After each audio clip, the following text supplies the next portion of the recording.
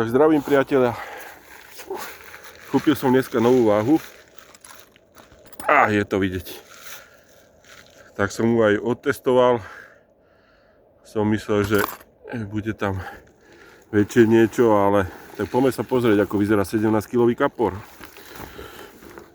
Aj tá hozruta. Ja dám ho takto na šírku, aby ho bolo vidieť.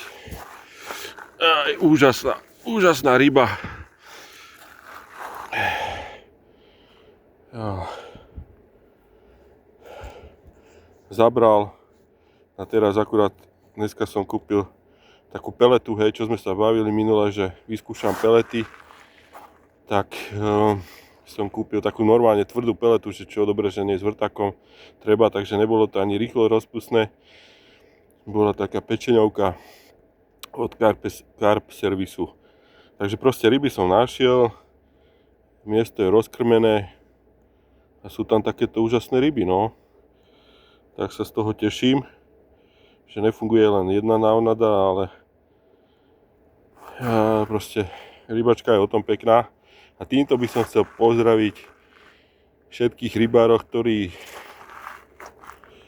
sú na rybách bez záberu dlho. Ja som si tým takisto prešiel.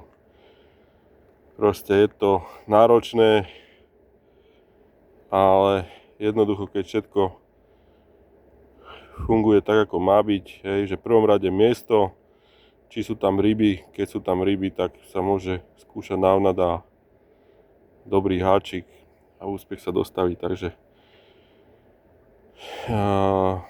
veľa trpezlivosti a ono to potom príde. Tak držím palce, čaute.